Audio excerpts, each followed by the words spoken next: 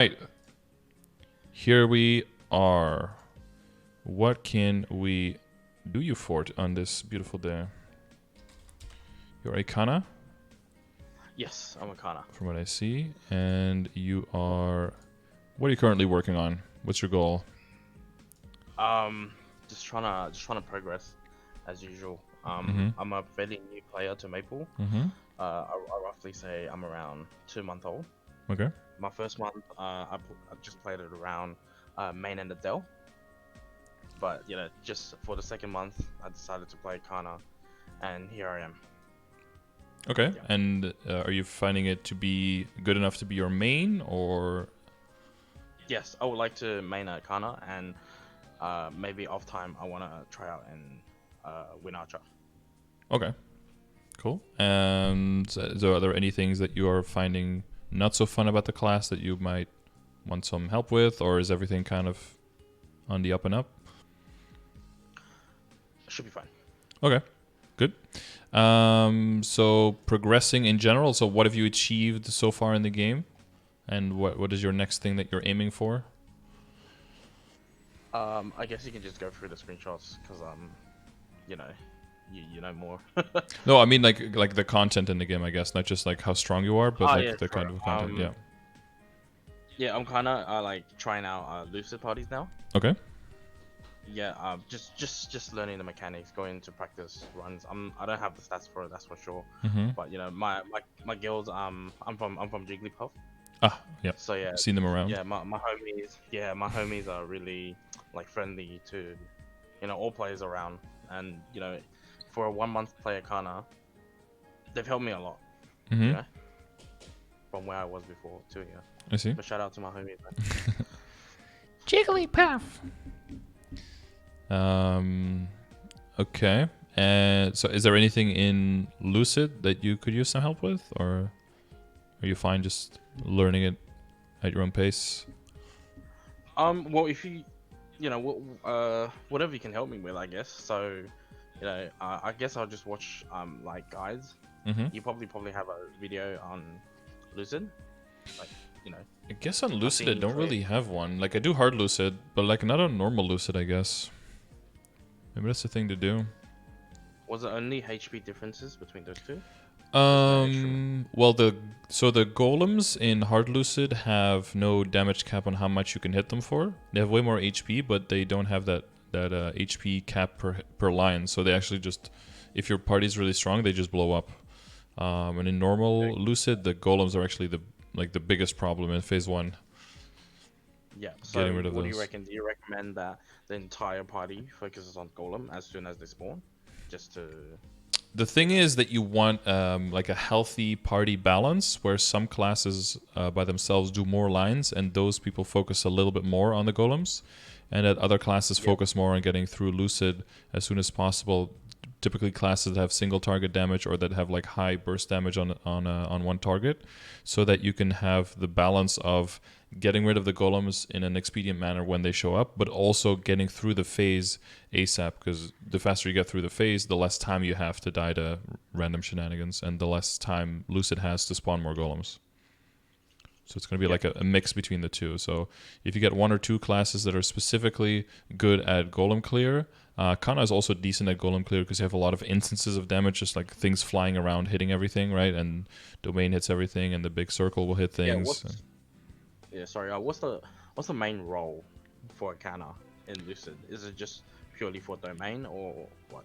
What do you reckon? Yeah, so Kana actually has all the roles except for doing the most damage, basically. So you try to pick all the other things. So that would be specifically what's important is that you call out what you're doing when you're in voice comms, and you kind of take the role of like leading when people do what, and make sure that everyone's synchronized so that your domains and your binds go together and they coincide with the big bursts of the people in the party, so that everyone is in the position where they can do the most damage, and you make sure that they don't feel pressured like, oh, I was like 5 seconds off of my burst and now you're already bounded, so now we're off by a little bit. That you make sure you like fine tune where everyone's cooldowns are at. As long as everyone everyone in the party should also know kind of what the cooldowns for like binds and domains are. So they should also be kind of preemptively saying like, oh, can you delay it by like 10 seconds because I'm a little bit offset, or stuff like that, so that you on the fly that you delay things a little bit or keep them on timing. So the main thing is saying when you're charging your domain and charging your domain. I assume you already know how to do that effectively. Yeah, I've heard. I've heard that term a lot, but yeah, I usually just say domain. Yeah. But you like when you're charging, right? Yeah. So when it's fully charged, it's a bit like it's charged. Yeah, charge, and then you bind usually right after, so that the boss doesn't do any weird attacks. Lucid doesn't go anywhere, so the bind is not for that, but the bind is to stop her for throwing out attacks like sickles that would interrupt people's bursts, and just so that people can 100% focus on because some skills lock you in place, stuff like that. And then if you know that the boss is bound, then that makes it so that there's at least one less worry, because golems can still spawn and everything, because golems are a map hazard that are not connected to a summon skill by Lucid, so that can still happen. Oh, okay. But there's at least takes some of the annoying factors, like she won't summon a dragon, stuff like that. Yeah, that's very helpful. By the way, do you know like is there an optimal position that a Kana can place a domain at phase 2? Is it just at the very bottom, or Phase 2, yeah, is typically at the bottom, so that if she sinks down, people that she doesn't like sink down below domain, so that people will have to exit the domain. So I don't know if you put it at the very lowest platform, but like the first platform from the bottom, I think is typically where people put it for phase 2. And sometimes why doesn't Lucid get binded? So so there's two things that could happen. Well, I guess three things that could happen. One thing is that she could be out of range of your bind if you're too far away. That's probably not what happens, right? The second one is that she could resist the bind. Have you seen that before? Yeah. Yeah, so every boss has a cooldown of 90 seconds after a bind finishes until boss can be bound again. And if you have the system messages on, in the bottom left, you will see if you try to bind it and it shows up a resist. In the bottom left of your chat, it should show up a message that says the boss has resisted the bind for another X amount of seconds. And then from that, you can tell how many more seconds until... Yeah, so typically that's why the Kana is like the only binder, and other classes don't throw their binds in between, so that you stay like the manager of when the cooldowns are, and mainly because Kana has the longest bind with the big foot bind, right? The hyper skill. I forgot the real name now, but we just call it foot bind typically. And then that skill has, I think, a 2-minute cooldown, which means it's bound for how long is it bind for? 15 seconds, I think, right? And then there's the 90 seconds after that, which is pretty close to the 2-minute cycle anyway. So you just always use the foot bind when it's up, basically. And it's only in other bosses like Will, where there's 2 separate bosses and 2 separate modes, that you can like circle between the two, between your other bind, right? The other one that you have. Sometimes people will say, like, let's say that the bind is up and she's bindable, because you know that because your foot bind is back, but you're pretty close to killing her in the first phase. Then some people will say you can use a short bind, which they mean use the other one, right, that doesn't last as long, and then use that one in the end just to finish her off, to make sure that she doesn't do any weird skills, anything like that. And then you finish her off, and then your foot bind will be up to start the rotation in phase 2, because every boss is a separate entity and can be bound independent of each other. So like phase 1 and 2. And sorry. So what are your take about binding golems? Because I've heard my my guildies talk about it. Like, what are your views on that? Because like, if you bind the golems, they technically can't hit you or something like that. Yeah, I guess it would depend on how quickly you're killing them. As a Kana, so the roles, we were going through the roles, right? As a Kana, so it's like calling when domain is, and then calling that you're binding. And then typically you'll also put down one of those bellflower barriers that gives extra damage and boss damage on top of where most of the people are, which is typically somewhere in the middle. And then also cleansing. Are you aware of cleansing and how all that works? No, I'm fairly new to the Kana system. Okay, so Lucid has like a bunch of HP bars, and every time you finish one of the bars, you get like a stack to cleanse. So there's a statue on the left side and the right side, and the statue has like like a little cherub, like a little angel boy. You're talking about the trumpet. Yeah. Yeah, exactly. And then Yeah. underneath Oh, the this. cleansing the mechanics as in. I thought there was a cleansing for Kana. Sorry. Oh yeah, no, yeah, like the cleansing for the map. I mean, so typically that's also something Kana does because as soon as you set up your domain, set up the barriers and everything, everyone's doing the damage, and then in the meantime you can worry about cleansing the stuff, or either right before or right after, while everyone else is focusing more on dealing damage to the boss, so that they don't have to go out of their rotation, go out of the way to stand in the side of the map, and cleanse. So that's also a role for Kana typically. And then the other role is also golem clear. So you're probably also more in charge of clearing golems because you do have a decent amount of lines because you have a lot of skills that you can trigger. And are you using the option to like cast 2 skills at once with Tengu as well? Because Tengu has a good. You talked about the sticky keys. Yeah, well, I think you can like there's like a map option where you map 2 skills onto one, right? So you can make it so that yeah, either with sticky keys or with remap, that the legit remap, of course, to make sure that Tengu always triggers for extra lines to go through all the golems, because it has a very wide horizontal range, right? And if you're in the middle, you can help clear golems faster with that. Yeah. So you'll be So you have like a lot of roles in Lucid. Yeah, that's quite a bit. So you might feel like you're getting carried because you don't deal the damage to the boss, but if you fill those roles better, you're actually carrying your team. Even though it feels the other way around, you're actually if you make sure that the butterflies don't spawn, you kill the golems quickly, you give domain, you give binds, you give barriers, and you do all of that properly and connect that properly, and do the voice comms and everything, then you're kind of carrying your party, not the other way around. But Yeah. Okay. Yeah, that should be all the questions for Lucid. Yeah. So. But because of that, leveling your domain is very important. So, I assume that you're. It's max. Yeah. Okay. Yeah, it's max. That's fine. Yeah. Okay. So once you get those mechanics all down, and for phase 2, the added mechanic is for hard Lucid. Then you have a phase 3 at the end. So there's the added mechanic to make sure that you have everyone's cooldowns up, all of the connections, and then the transition from phase 2 to 3. But that'll. That's a damage check, right?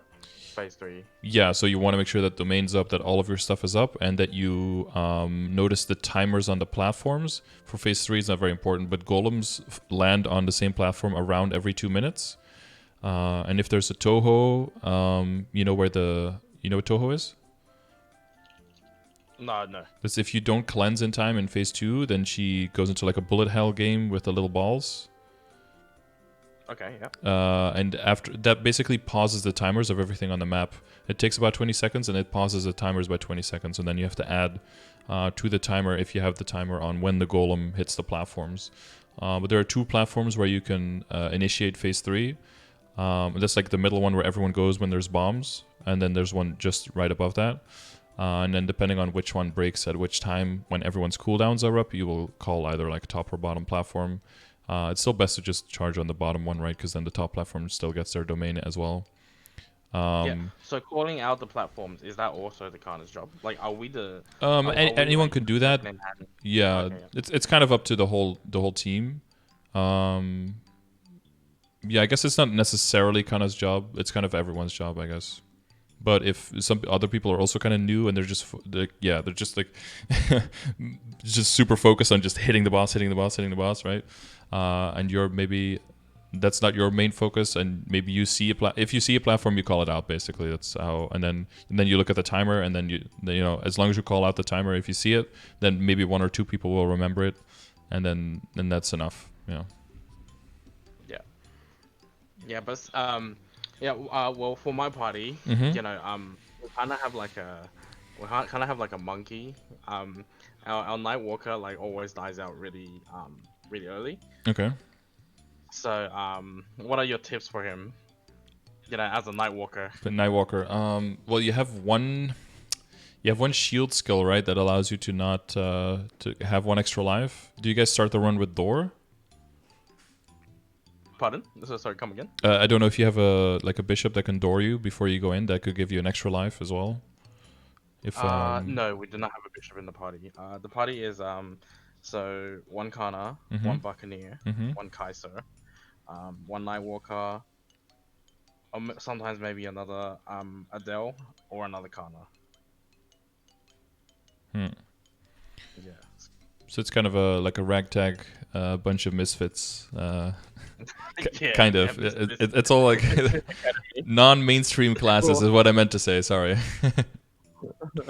So what do you reckon? Do you think we need a bishop to clear? Well, a bishop would help a lot because a bishop can give you shell, which reduces percentage incoming damage. It can refresh door to give you extra lives, and with benediction also can increase your burst even further. So bishop would be very helpful. But another thing you can do is if someone has a bishop on their account, you can just party it and it can give you door, and then you just switch back. Before you go in. Yeah, before you go in, and that can give you an extra life. So that can already give you a little bit of help. If you have trouble survivability, you can always use close call from Shade as a link skill to maybe give you a little bit of extra help there. Make sure he definitely has the resistance link skill right with the survivability after you respawn. In general, like, do you guys have trouble with phase 1 with the whole map like being full of golems? Yeah, we do sometimes, but due to the golems, our Nightwalker dies out really fast. What do you reckon? Do you think the Nightwalker should be replaced by a bishop, or if it's just mechanical problems, or what? It's really hard to It's say. probably a combination. Well, so getting more experience, what I usually do is I stand exactly in the middle of the map, and I found that very few golems hit me ever. But you can still get dragons and stuff that will just end up killing you. But Nightwalker does have an iframe. Yeah, So stand in the middle.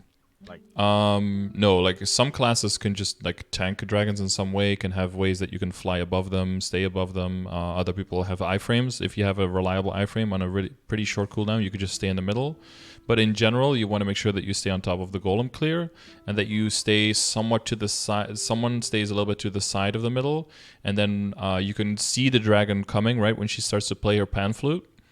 And then you see like a green swirl surrounding her. That's when you know she's going to summon a dragon, even before the notice pops up. So you can start calling out the dragon before the notice even, so you have a very big head start. And you have to be a little bit off-center to see if he spawns left or right. And as soon as you see it, you call left or right, so that the classes who don't have an iframe and can't stay in the middle have time to respond and go to the side. It's still possible that she teleports you out of the safe spot on the side into the dragon breath. Like that happens sometimes. But yeah, if you're like completely locked in the middle and you have no way of floating over the dragon, you just accept your fate, die, and wait for the dragon to pass by and respawn. Yeah. Do us Kannas have a iframe by any chance? Because I'm fairly Kannas has ethereal form that you can use.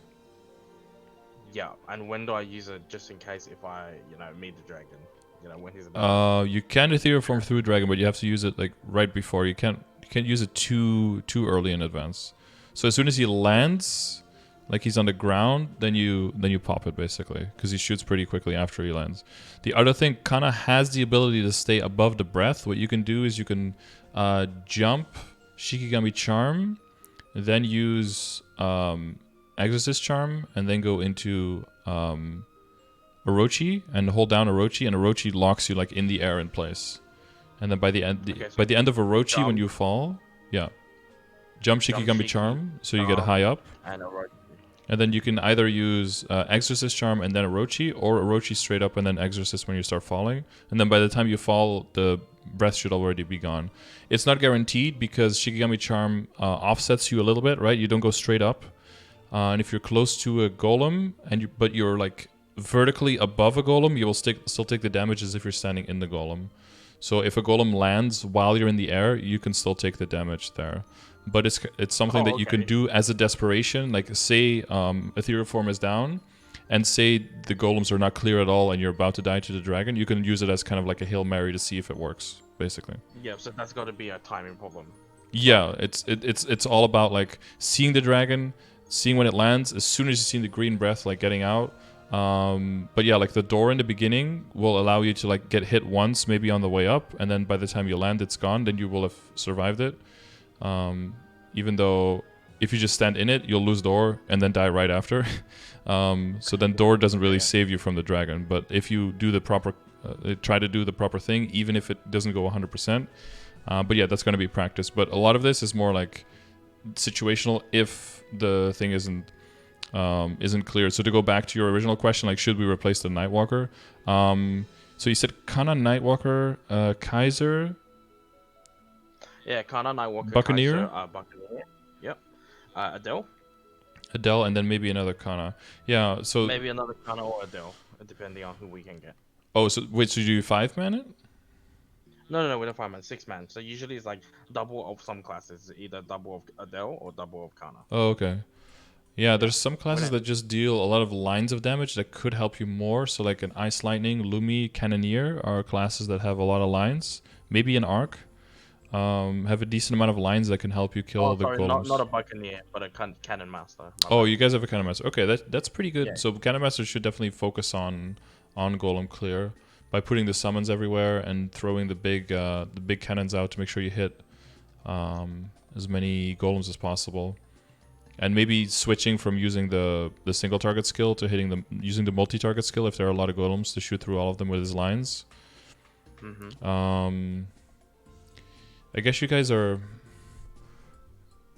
I guess the main problem isn't killing the golems, but the main problem is getting through phase 1 fast enough so that the golems can't just... Because naturally they're gonna accumulate. Like, that's normal. But it might be that you need to be either a little bit more burst heavy so that you can get through the phase 1 faster so that the golem clearers actually have time to breathe and also attack Lucid. Yeah, so one thing I find out about Kana being Lucid is that although we do hit decent amount of lines, it's kind of hard for us to go on golem duty just by ourselves, because you know, with Exorcist vanquishing charm, it's an easy clear for us. But you know, if we're left with Shiki and Tengu in succession, yeah, you know, there's not enough lines to save our friends sometimes. Like, I just watch them die and I feel kind of bad. Yeah, you have the boss down. You can put Kishin down for some lines. You have Yosuzume. You have Circle of Suppression. Like, all of those add a little bit, but it's not like you're bursting down the golems. Yeah, So that's really like only instant. yeah. I guess and even Orochi doesn't do that many lines, right? It takes time to wind up that. Yeah, it's just exactly. Yeah, and then it's down in case the dragon comes. So then you can't use it there. Yeah. Well, so the Kaiser, if you're transformed, can teleport away from underneath the golems before they land. Have you noticed your teammates like getting knocked around by the golems? They all have Mihal links. Okay, yeah. So yeah, knocking back is not a problem. But sometimes they just stay on it, and then they don't even realize that the golem's there. Thank you, Master. Like, very very small chance sometimes, but you know, that's what I see. Yeah, sometimes two of them also like drop pretty close to each other, and then like death is like unavoidable there. But the problem is you want to be in as few positions as possible where it is unavoidable. Okay. Yeah. Right. Yeah, that should be it for Lucid. Could you help me out with the V matrix now? So, because I don't know about my node and stuff. Yeah. Yeah, sure. We can move on to. Oh yeah, someone said to practice in Easy Lucid. I don't know if you guys have done like practice runs there or you. Yeah. We always do practice runs at Easy Lucid and practice mode. Okay. And that Easy Lucid is going better, or? Oh, we've cleared it. Easy Lucid. Now we're just moving on to normal Lucid. Normal. Okay. Some of the main parties are going into H Lucid and stuff. I see. Okay. We're just trying to. I think the guild's trying to bring the average level to 235 to 250 ish, so everyone get to participate more end game content. Yeah. Mirav in chat is just saying like to make sure to keep up to always keep up your summons. Make sure the ghost is always up. That kind of stuff. So you have your maximum output on your lines. Yeah. Your matrix. Okay. You have a lot of boost nodes. I see. But that is because you're maining. Makes sense. Yeah, do keep in mind, it's like a month old to Kana. Like, I'm a really new player, so some of the terms you say to me, I might not understand and stuff like that. I hope you could just overlook that. Yeah, no, that's fine. That's what I'm here for, to make sure that it all makes sense. Yeah. But you know what boost nodes are, skill nodes are, special nodes. You know the difference between those. Yeah, the guildies have covered me. Jiggly, yeah. Exactly. Yeah, so you're using 6 nodes because you're maining. That makes sense because you have 8 skills to boost, right? 2, 4, 6. Yeah, I think I found my perfect tries. And then you put 9-tailed extra as a yeah. Between 9-tailed or Orochi, it doesn't really matter which one you. Yeah, I use 9-tail, but I don't really like Orochi. Like, I don't know when's a good time to even use a RG. You know. Yeah, no, I mean, like when you're up in the air to try to stay above a dragon, that's a really good moment, but then you're not hitting anything, so the damage on it is pretty irrelevant at that point. So yeah, might as well do Ninetales, because Ninetales also gives you a buff, right? Yeah, Ninetales gives you like a damage buff. Yep. Apparently, yeah. No, so Matrix looks fine. Well, I guess in this picture you don't have domain in here. I do. It's in the middle. Oh, wait. Oh, there. Oh, yeah. I overlooked it. My bad. It just camouflaged because it kind of looks like yeah. A little bit. camouflaged in there. Yeah, it's like perfectly symmetrical with like the 3 boost nodes on the Yeah, side that's and then exactly in the middle. what Yeah. I'm trying to do. And then holy symbol underneath and also leveled up. I see what you're going for. Yeah. God damn it. Yeah, I see it. Yeah. And then that one. Then you get the sharp eyes.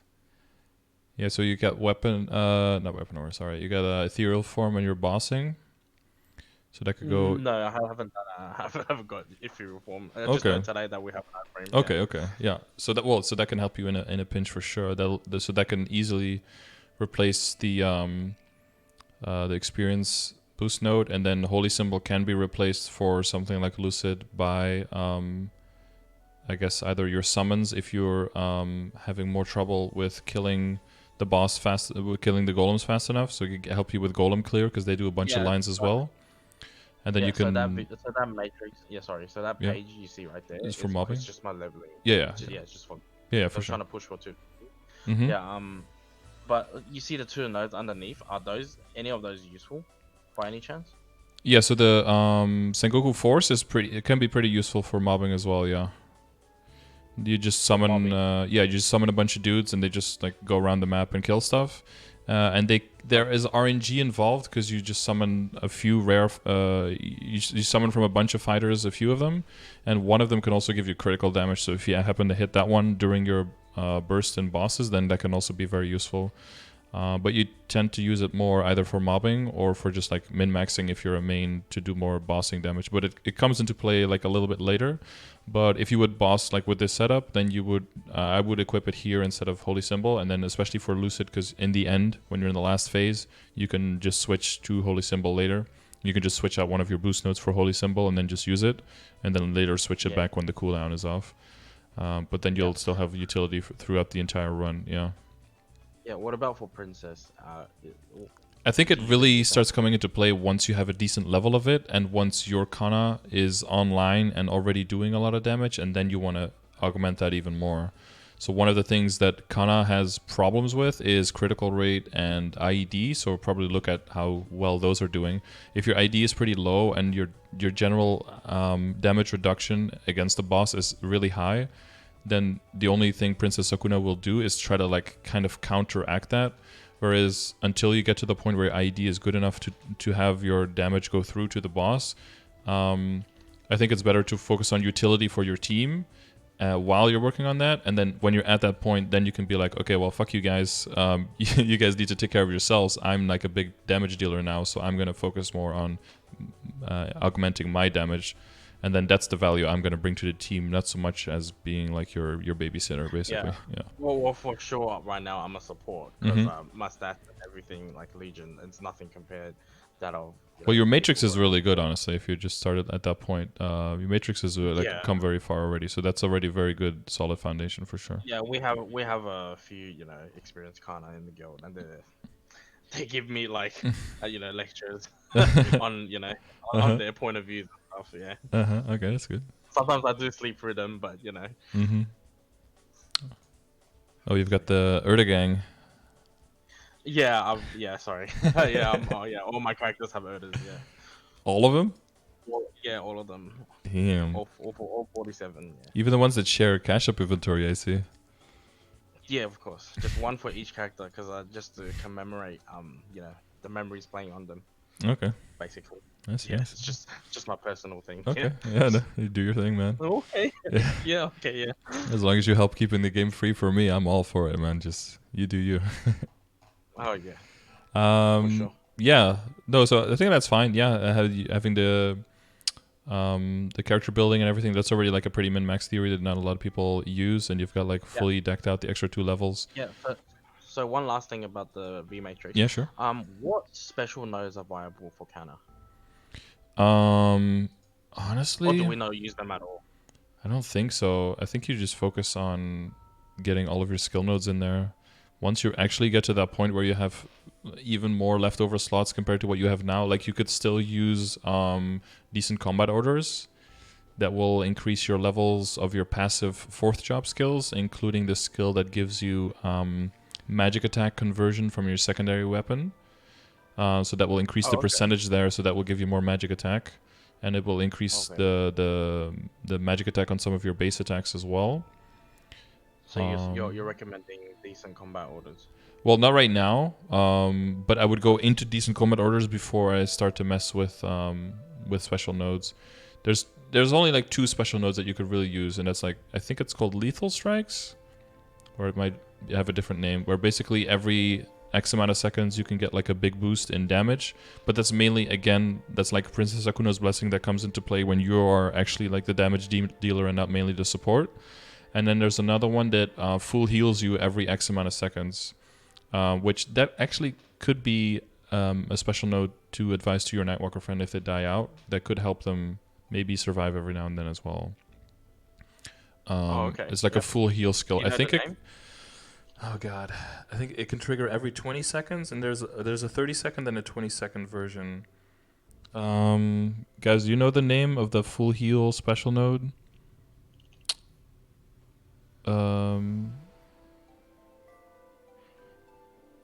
Auto recovery. That's the one. Thank you, Lipton. Auto recovery. I think it's auto recovery 1 and auto recovery 2 or something. One is just objectively better than the other one. And that will just give you like full heal every now and then. And that also goes through some healing restrictions that apply in certain bosses. So if you're struggling for survivability, that might come in handy. Yeah, and mainly when you do raids, what kind of familiar lines are you leaning towards? Does it have to be IED or it's just whatever you're lacking? Any kind of healing familiars could be at least like one healing familiar with some HP healing is probably useful, especially if you're party struggling with survivability. If everyone has one, they can like the continuous healing like HP kind of lines. Yeah, something like that. There's a bunch of different lines, right? Like continuously heals HP to team members, or heal a small amount of HP to party members, something like that. Like anything that gives some kind of HP healing to a team. And then probably as a Kana you want to... so in the beginning, maybe the healing is just most important. And then later on, once you start getting more online, then the IED becomes more important because you're not going to have your team there to do the damage. You're going to have to do that. And IED is one of the things where Kana lacks. So IED lines on familiars are probably going to be like the main thing that you need to get on a Kana. Yeah. Yeah. Okay. Yeah. I would like. What is it? I would like you to help me optimize my damage or whatever for me to grind that Mirror Touch C3 because I like the spider maps. I like grinding there. But I've been training at CLP, but holding a map sometimes can be a problem. For sure. But yeah, but I like the spiders map in Spheres a lot. So have you tried MTS 7? No. Because I heard that one is actually really... It looks like a weird map, and it has just has a very weird layout. Is it contested? It's considered the best map in Asphera to farm at. Let me go to one and let's see if there's people here. Oh, there's not one right here. Yeah, so this is the map. Okay. And it looks awkward in my opinion, but I think you can put a boss here, I think, and then he punches basically the whole left side. And then I think people put Kishin here. And then they just stand here with their big AoEs, with like Exorcist Charm and stuff from this position. And then you actually can get like the best rates in Asphera, I think, in this map. So, okay, yeah, but that's a lot of platforms to get your meso bags from. Yeah, so I thought like there's no way this map is good because you got like 16 platforms that have money dropped on them. But apparently people do get the best rates here. And I think sometimes maybe what's even better is that they ignore 1 or 2 platforms and just focus on all the other ones, and then that still accounts for like a better outcome in the end. Fair enough. But yeah, with that being said, yeah, so So it's two major things, right? If you're trying to optimize for mobbing damage and for being able to train at a certain spot, that goes almost diametrically opposed to also being able to do bossing damage. But since you already, said you're mainly going in the support role and that's the most important thing, then that's in line with that. And then once you start getting full online, then we redistribute your points. You go more into boss damage and ID, that kind of stuff. Yeah. So for now, that's probably where your hyperstats are. Yeah, sure, yeah. Yeah, exactly. You got the 1 point in MP. So what? Yeah, that's not I mean, it's 1 point. It literally does nothing, but it's kind of funny. I literally had 1 point left, right? So I just slapped it. Well, if you put it in HP, you actually get the damage from that. Oh, I have 1 point in HP, man. Oh, okay, never mind. No, okay, just forget that. What is it? So that's my symbol, where my symbols are at during 1 month of gameplay for Kana. Yep. Mm-hmm. I get teased a lot by my guildies for having low symbols, but there's nothing I can do, No, to raise that level when I only played this character for a month. Exactly. Yeah. So I just want to know if my leveling speed is okay for now. So I'm currently 142 at 80% ish. Mm-hmm. Yep, and you're doing Surge these weeks? I've done Surge for the first 3 weeks. This week I'm doing Unending. Okay. Whilst preparing all my characters to 61 for Umbra next week. Okay, you're going hard Umbra for... Okay, yeah. Yeah. So, I'm planning to do all 47 characters, like just to test it out, because I never played those classes before. Yeah, for sure.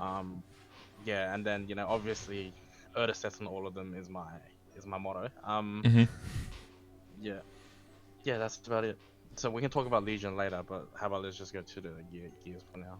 Yeah, so your symbols are gonna make a huge jump in this week. If you go for a whole week of Unending Night, you're gonna end at an insane amount. I'm not the kind to like manually do the dailies. So like ever since I reached a milestone, I've always been just single manning it. Like just between me and you, just being honest here.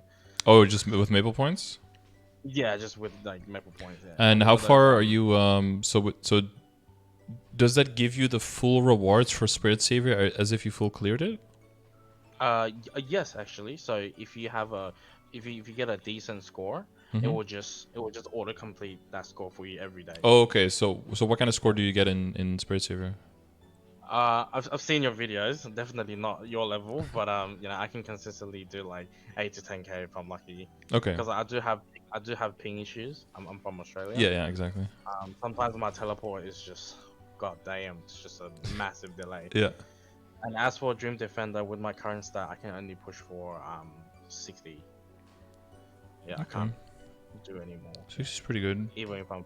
Yeah. Remember for Dream Defender that the all of the monsters in there in the box is considered boss, so boss damage does help you there. Oh, okay. Yeah, I have negative boss damage. So.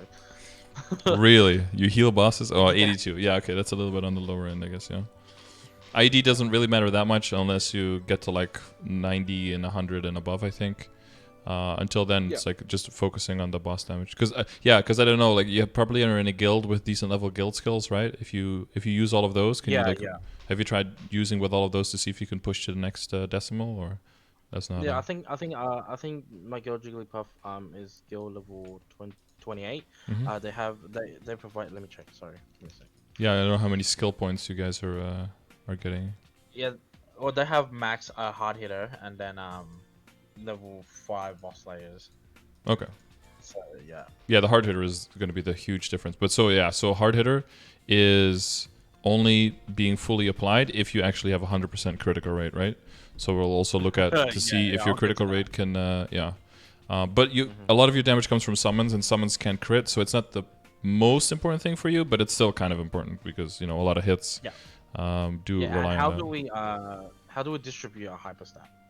So I like Arcane Force. That's why I put 12 in Arcane Force. Yeah, I haven't changed see that. Yeah, in a long time, so I kind of just slapped it in. So if the extra Arcane, the stats in Arcane Force gives you enough Arcane power to be able to get enough final damage to increase your kill speed by a reasonable amount, then that is the most efficient thing to put it in, because that ends up giving you final damage, and that is the best multiplier of damage that you can get in the game. So that does make the most sense. The maps here, so the spider maps have 600 requirement. And I think it's a 10%, 30%, 50%, if I remember correctly, at where the increments are. Let's see, Arcane Force map. That should be Arcane Power. Yeah, so 10%, yeah, 10, 30, 50. So if you hit 10% extra over the map requirement, you gain the 10% final damage. And then if you have 30% over, you get 30%, 50%, 50%, and that's the highest. Yeah, and what Arcane Force do I have to be for that 50%? So there's so Esfera, those maps that we were talking about, basically MTS 2 to 7 is 600. So 600 for me to hit maximum damage, like. No, 600 to hit normal damage.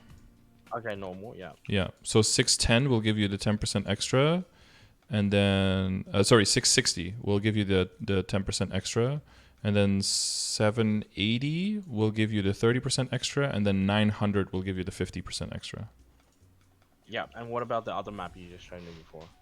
Those are all both 600. Those are all 600. It's only goes above when you go to the executors, but those maps are too big. That's only for your dailies, and those are 640 maps. Yep. Yeah, so I guess in between, so once you're at 660, I guess your hyperstats don't give you that much extra damage, don't give you any extra damage at all in your arcane power, unless you get all the way up to 780. Yeah. So, yeah. so for example, if I do finish Unending Night, for this week, and my symbol does get to a quite comfortable level, how would I reset my hyperstat? In your point of view? So that would totally depend on if you can hit those benchmarks. So 660, you already passed that. The next one to aim for would be 780. So that would be 9 extra levels on top of what you have now. A week of Unending Night. I'm not going to do like all the maths, but I would say that's probably at least, I think that's at least 2 levels on Arcana, at least 1 level on Lackline 3. That's got to be at least 3 levels, I think, on like Vanishing Journey and Choo Choo. Like that's got to be a lot, because you're going to be, well, you're not going to be tripling. Well, you're going to be tripling, right? Because starting tomorrow, you triple, right? Or when are you going to hit it? Yeah, no, not tomorrow. I'm getting either 2 days or tomorrow. Yeah. Yeah. So make sure that you rank up before you do all the dailies, right? So that you can hit the triple.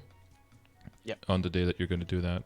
So there's going to be some days with triple, because I feel that you're like 1, 2, 3, 4, 5, 6, 7, 8. I feel like I think you're going to be high enough to get like 9 extra levels so that you hit 780. And if you're like just at 780, that probably means that it's going to be a good idea to test what your kill speed is there with your current setup and keep it the way that it is. If you manage to over level past that, then you can take some points out of Arcane Power. And does Arcane Power give you 10 per level past level 10? Yeah, so currently at level 12, you're looking at an increment of 70 arcane. Yeah, so 5, so 5 up to 10 and then 10 per, so my actual arcane force is only 620. Yeah, 620, yeah, you're going to get a lot of levels now, and that's also going to eat up a lot of money, by the way. I hope you have some saved up. Yeah, I'm no meso problem. Yeah, okay. Yeah, I could tell by everything being very green in your inventory, so there's definitely some money being made here on this character. Yeah. Oh, sorry about the shoe, right? It was supposed to be an Absolab shoe. Yeah, how dare you show me this pencilier boot? Do you like wear it for Star Force, or how did this guy end up in here? Yeah, let's not go into that, alright? Okay. That's just a misclick. Okay, misclick. All right. Yeah, but you have an individual photo of all the gear I have. Yeah, I saw it there. It was 23% intellect, right? 17 star, 50 something flame. So, yeah. I think. Don't worry about the flame. I don't flame my gear at all. 13 top line intellect, 10% bottom line intellect. 45. Oh, that was strength. Okay. Lots of 5s. I remember lots of 5s. 45. Oh, 55. Yeah, 15, 5. Yeah, there you go. Those are the flame to just, they came with it. That's it. Okay. All right, yeah. So for this wise, I would just wait this week and see how far you get with your arcane power, and then see if you hit those thresholds of the threshold of 780 with the current setup. If you go over it, then reset some points out until you hit that 780. Because the few points that you do reset will give you a lot of hyperstat points to redistribute. Yeah, I'll definitely take 1 point out of the MP. So don't you worry. Yeah. Well, that's not going to be the main thing, but like taking 1 point here out of arcane power gives you what 65 points, I think, and 2 will give you like 115 or something, which is probably as much as getting a stat from 1 to 9, something like that. So that would help you get your ID and your boss damage up, so you can maybe do a little bit more and help speed up the Lucid runs a little bit. Yeah. So I should take points out of for example, obviously my EXP, and if I can from Arcane Force, I even have 3 points in intellect, but it's just whatever I have. Yeah, so sometimes what happens is you get those base things leveled up, right? Your critical rate, critical damage, whatever.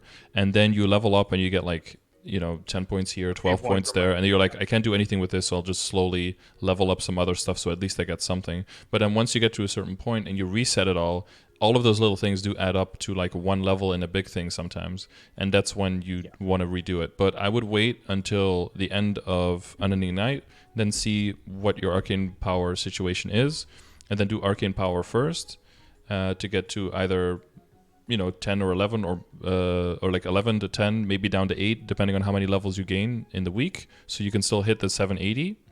And then after you do have the arcane power set, then go back critical rate, critical damage, and then look at IED and boss damage and try to get those up evenly, basically. And then if you have, and probably get the mana to 4 or 5, right? That will help you with bosses and make sure that you don't run out, and that you don't have to use the special mana skill, because that's pretty dicey to use that during the boss fight, just like dipping into 60% of your HP.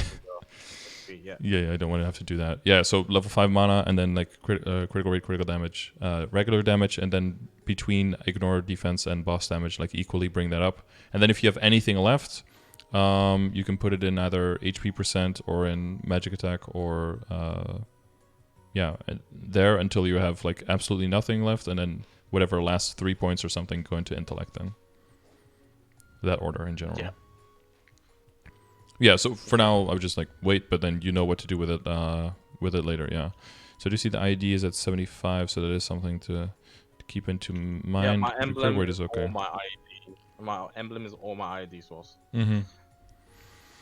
Yeah, so hopefully you can get some from familiars. That would be very helpful. But one thing that's definitely going to give you IED, critical rate, critical damage, boss damage, like those stats, is your Legion and your Links. So once you start working on that in the last week, you'll see those go up a lot. Yeah, I do need help with the Legion, because I don't know like what's optimal for Kana and stuff like that. Yeah. Do you want to do Legion first, or you want to do the gear? We can do the gear first. We'll save Legion till last. Yeah, sure. Yeah. Okay, so you notice the flames is mostly what the stuff came with, so you haven't done too much flaming yet, which makes sense though. Yeah, no.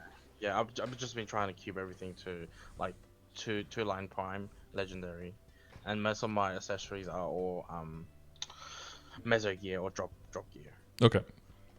Yeah. All right. So you got the down pendant, mech pendant.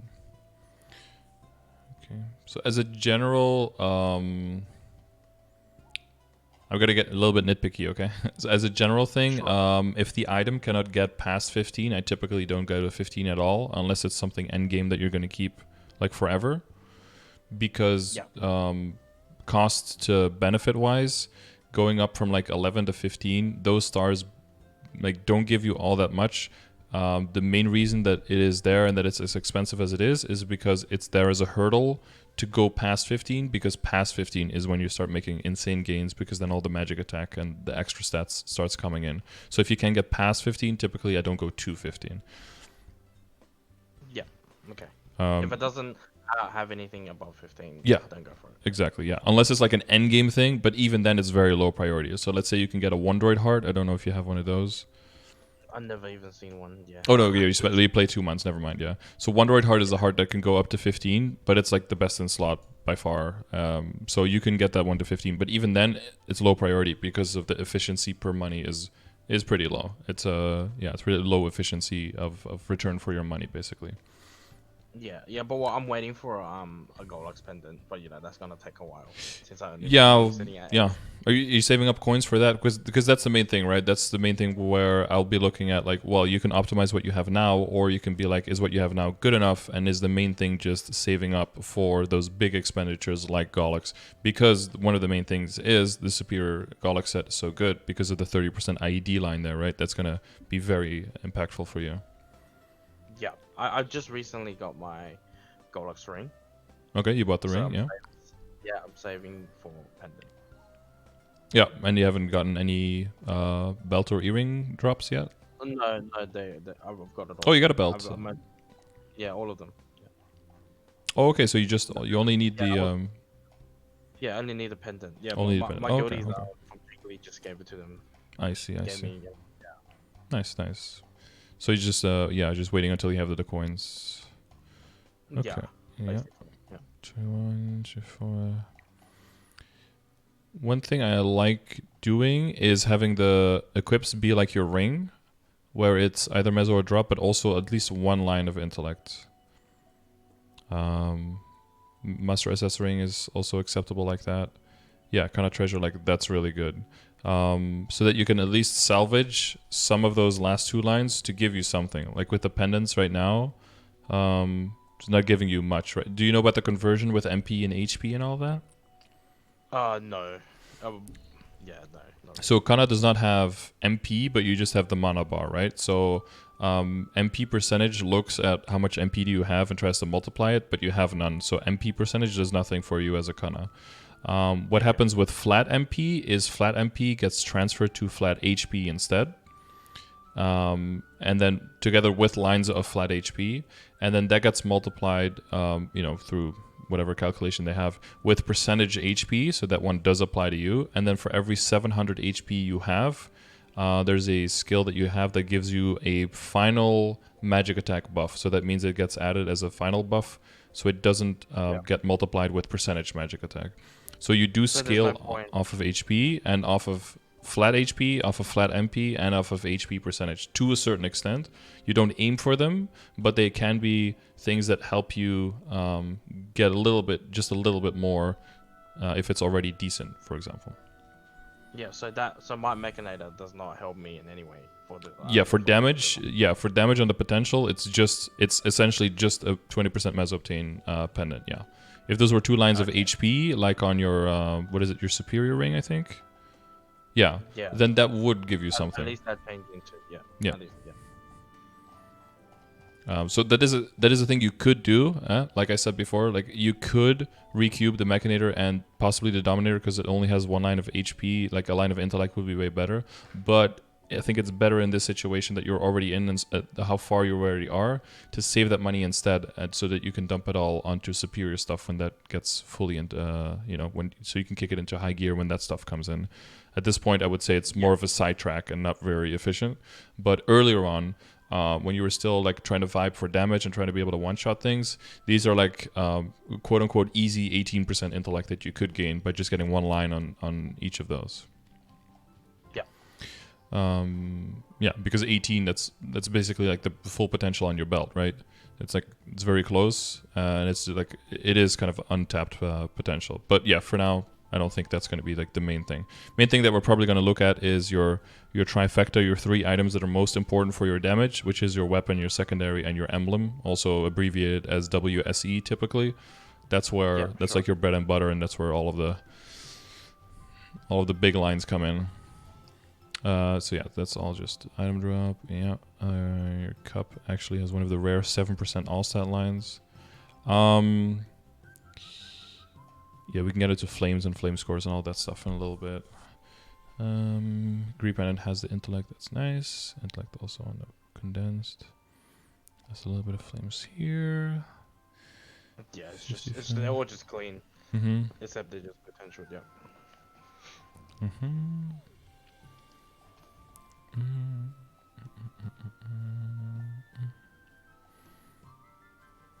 The black beam markers, you have one with drop and one with meso, or yeah, face. Black beam mark. One's just clean in my inventory, and this one's just for Oh, that's the eye that you use. Okay.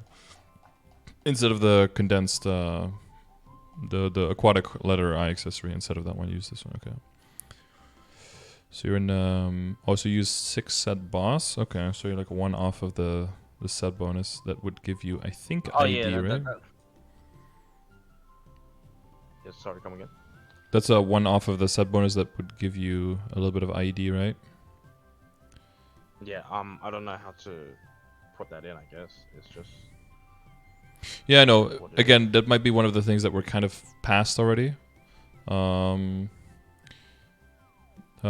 Some things like before you get the superior belt, the easy thing there would be to put the ping bean or the Zakun belt, right? Or before you get the earrings, that you have the other earrings. Yeah, So. I kind of just jumped the gun. Yeah, just went straight for 3 set superior Mhm. and stuff like that. Oh wait, this is when you're wearing the. This is a picture for when you're wearing the tattoo, I think. Yeah, so if I wear the condensed power crystal, I'll have 7. Yeah. Yeah, exactly. Yeah.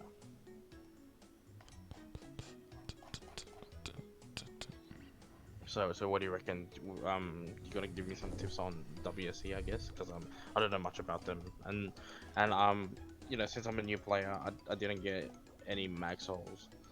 Yeah, that's really something you have to build up over a long period of time for sure. Yeah. So when it comes to investing in these, again, one of the main factors is like how strong can the item become, but the other one is how close are you to upgrading it. So since you already have a bunch of Abzo stuff, the first question I'm going to ask is how close are you to getting Absolab fans? It will be minimum of 1 week, maximum of 2 weeks. Okay, to get 1 or to get both? To get 1. Okay. And is there, since you have all the equips, is it possible to buy 1 in the Lotus shop and 1 in the Damien shop? My core is I can only buy 1 from Damien soon. Mm-hmm. But as for Lotus, like, would it be faster to get both from the Damien shop, or would it be faster to get 1 from Damien now soon and then get the other one from Lotus? 1 from Damien soon and 1 from Lotus. Yeah. So that'll help you get. Yeah. So do you know which stats of the secondary are important? Because a lot of it is grayed out, right, when you have it equipped.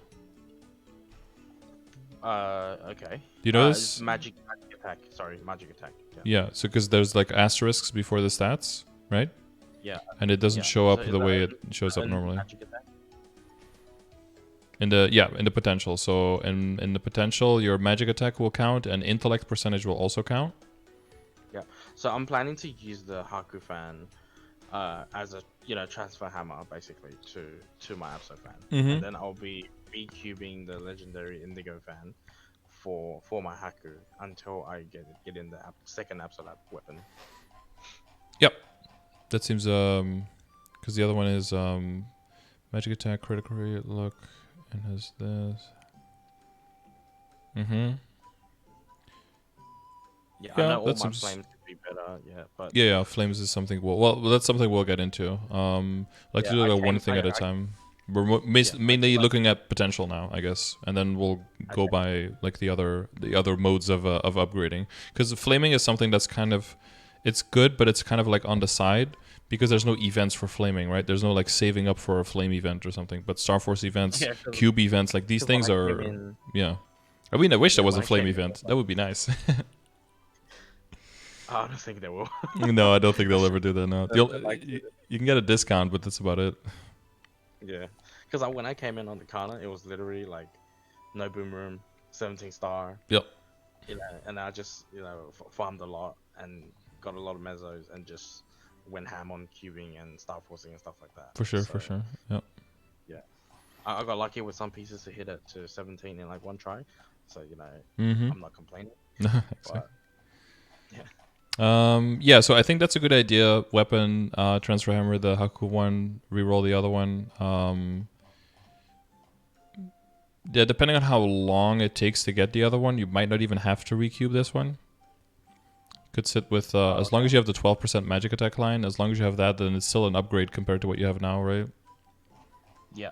And then Because I'm all about like upgrading when it's necessary, not when you can. Because you could throw like a few bill at this fan, but really, will it really make you kill faster, or will it just make you feel like you're stronger, right?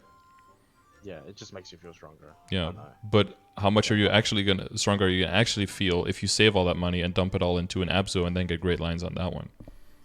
Yeah, exactly. Yeah, I'll totally agree with you on option B. Yeah, so more about saving that. So the main thing when you okay, so the Haku skill that I mentioned before that transfers when you have decent combat orders, that skill that gets leveled up, right? Yep.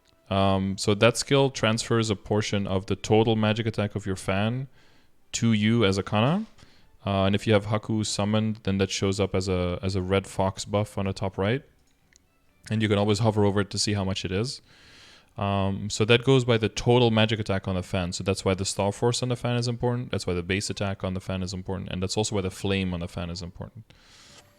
But flaming weapons, so for you it's going to be both the weapon and the secondary. That's going to be the most important application of any flames that you're going to be doing for a long time. All the other stuff, all of it combined can be useful, but it's mainly going to be weapon and secondary flames because of how important magic attack is, basically. Yeah, am I only aiming for magic attack? So on the Haku fan, yes, just purely only magic attack, because all the other stats will get like grayed out, like you see in the picture, and those will just not apply at all. So you're just purely looking for tier 6 on magic attack. Do you know about the tiers and flames and how high that can go and everything? Yes, I have like a website saved. Mm-hmm. They kind of do explain. Yeah. Okay, good. And have you seen the flame calculator from my channel? Because Seth from the community made a, if you check ! flames, there's a calculator link here. I guess I can send it to you on Discord if you want. Oh, there you go. Yeah, sure, no problem. And then if you put in the numbers there in the top, you gotta like select what stage of the game you're in. So you're probably aiming for late game, aiming for Kana. And then based on that, you can put in all the numbers that a flame have. You can save them here on the bottom. And you will get a score that you can compare with other items, so you can clearly see which item is scoring poorly and which item is already scoring very well, so you know which items are going to be priority to flame and which ones are going to be low priority to flame, basically. Yeah, okay, yeah. And then for your weapon, you'll be able to put in what the base attack is of your weapon and what the tier is, or what the attack is, or you just put in the stats and it'll already tell you up here what your tiers will be. Because the main thing is like attack and magic attack. That's what you're looking for. So for the Kana, for example, it's a level 150 weapon. Has flame advantage 204 base. So if you put 204 and you put level 150 tier, you'll see that is your current flame. I don't know if you have a flame right now because it's equipped here. But like you could see from the other one, that it gives you 36. So you can see up here that that's a tier 4. So you can see that the highest like reasonable one to go for would be 66. So that's 30 magic attack difference, which is a pretty nice, would be a pretty nice increase. Yeah, pretty nice addition to the range, right? Yeah, exactly. Yeah. So and then the range is mostly what you're focusing on when you're mobbing, but when you're bossing, the range doesn't become the main target anymore, because then you're mainly focusing on the other stuff that I talked about that you get from your Legion, right? The IED, the crit rate, the boss damage, the critical damage. And those don't show up in your range at all. So that's when you kind of let go of the range and you like trust the numbers, basically, that they do their thing. Mm-hmm. Yep. Yeah, so I think the idea of switching, I think that's a good idea. I wouldn't recube the current one. I would focus all that money on tiering up and getting nice lines on the Absolab, and focus mainly on the potential there on magic attack, possibly a line of boss damage that would still scale very well for you, right? Because you don't have that much boss damage right now, so that would actually increase your damage a lot on something like Dream Defender, so you can maybe push there, and also on the bosses that you're doing, so maybe you can do more things solo and push a little bit more damage to the Lucid boss. Yep. If you end up with, let's say, 2 lines of magic attack and 1 line of IED, that could be something to keep as well. If you get like a line of magic attack and the line of boss and the line of IED, those could all be like temporary things to keep until you really start min-maxing everything. So you have a lot of outs in the beginning, a lot of possible combinations of stats that could be good enough to keep. Does that make sense? Because the ID still needs work, right? The boss damage has high efficiency, and magic attack is always just really good. Yeah, and how much IED do I aim for? So yeah, so the main goal with what kind of wrong link. What you aim for is mainly for the people who are doing all of the damage. You can be low on IED for a while as a Kana if you're main supporting, and that won't really, like I said, you basically still be carrying the party even though you don't have the IED and your damage isn't really going through. And that's not really bad. It's really once you just want to start solo bossing. What is the hardest bosses you've done solo? Well, I can't solo Lomian, so anything below that. Okay. Yeah, so for Lotus and Damien, the main thing that will come in there is the IED because they have 300% PDR. I guess we can go into IED PDR calculations. Do you know how that works? Yeah, I do. Yeah. Okay, yeah. So because of that high PDR, your IED is gonna leave you with a lot of reduced outgoing damage, right? And then even your emblem seemingly adding very little to your range, it adds a lot to your damage output on bosses. Like without your emblem there, you probably would be just hitting ones on on Lotus and Damien, and you wouldn't even you wouldn't even be outputting any damage because you would have less than 100% damage ignore, and then they would just ignore 100% of your damage. Yeah. Oh well, I know that IED and boss damage comes mainly from legions. Mm-hmm. Yeah, well, the first source is obviously equips, but the legion comes in a good like very important play, like really vital. I cannot do anything about that because I only played it for 2 months, and there's only the only thing I can do is prepare for Umbra Knight and then boost my legion to 6k or something.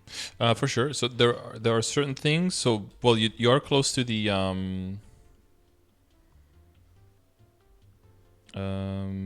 let's see, this one. There are certain things that you're already working on a lot. Like your ambition trait gives you IED.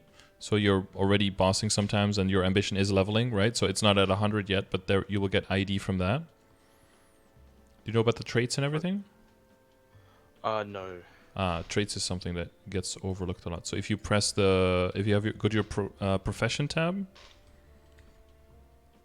Okay. This one? Yeah, give me a sec. I need to find my profession button. I don't even have that quick. Have you learned any of the professions? No, not yet. I see. That's one thing I do advise to new players is to just enable all the professions in the beginning, even if you're not going to actively use them, because that will allow you to harvest all of the big flowers and the big veins that you see.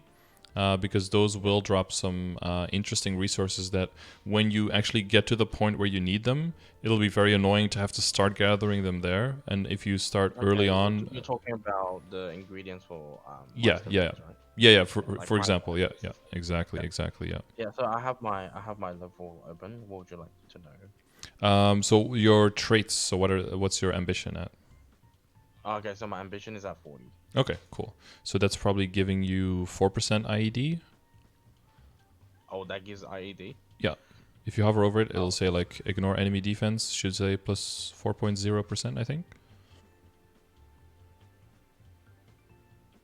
Yeah, 4.0. Yeah, yep. Okay, yeah. Yeah, so that one goes up to 10, which is a nice little source, especially because it goes at the expense of nothing else, right? There's no other thing you could get in. So mainly with IED, what you're looking for is where can I get IED that doesn't go at the expense of anything else? Because when you look at the potential lines on your emblem, that's really good IED, but it goes at the expense of magic attack. So it comes at a price. The opportunity cost is very high there. So you want to maximize on the sources where there is no opportunity cost, like the lines of IED on familiars, ambition, to an extent in your hyperstat, right? Because at a certain point, the opportunity cost is very low because one extra point in boss damage, critical damage, whatever, is going to get very expensive, and with the same amount of points, you can get a lot of IED instead. So there, the opportunity cost doesn't really come into place until very far into the game. So ambition trait is one. What does charm do? Sorry? What does charm do? Nothing? Is charm important at all? So once you get to 30, you get that quest that you can unlock the pocket item. And then beyond that, I think there are some quests to unlock facial expressions, I think. But that's about it. Okay, that's not important. Yeah, that's, well, I mean, to some people that's very important, don't but Oh yeah, for sure. but for functional damage output, no, not very. No, it's not like if you press F3 that the bosses get like a damage debuff or something. If that was a thing, then like making faces at the boss, that would actually be a really cool game mechanic. Let me write that down somewhere. Stick out your tongue to the boss and they get like minus 10% defense or something. Like one person's Yeah, that's not gonna happen. the Kanna's role would be like to make weird faces at the boss. That would be Licky tongue. yeah, licky tongue and yeah, lick the boss for 20% damage increase. Okay.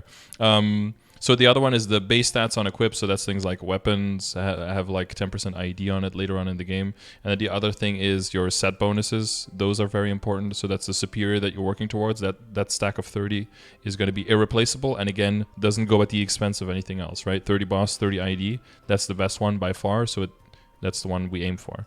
And then the WSE potential lines, you already have some of that. And then is in like you said, Legion Grid, Legion bonus members. That's when that stuff comes in. Link skills, and then familiar and badge effects. So that's going to be something you can slowly work on. I would definitely wait with anything with this until after the whole Celestial Blessings event, because there's just too many gains to be made for you right now. Yeah. But after that, you could try to farm familiars for a while, and to get the 2 familiars with 15% ID each should be doable within around 200 familiars total. I have that. I have those two. Oh, you have those 2 already. Okay, that's great. That's great. Yeah. So that's okay. Because when I trained from 200 to 210 at excavation site, I see. there was a lot of familiar badge drop. I see. I see. got everything I need. So for I have the IED. I have 8% crit rate. What else I have? Give me a second. Something with healing, maybe some drop rate. Yeah, I do. I have one that says increase item drop rate, and the other one that says increase item measure drop rate by a small amount. Okay, cool. Okay, that's good. Yeah, passive hyper skills I don't think comes into play for Kana, because it's a lot of barrier work and a lot of like those cracks, right? Those veins, I guess, like the vein duration, that kind of stuff. So that doesn't give you any IED. The boost nodes, you already have that, right? The level 40 boost nodes giving you extra IED. Yep. Character specific ID skills or debuffs. I don't think Evan has that. Event buffs. This is all just more like to be thorough. Guild skill if it's leveled, and potions. There are IED potions, but that's later. Yeah. So the main thing is going to be Links and Legion for you to work on. Yeah, let's get to that. Yeah, that's going to be the main thing.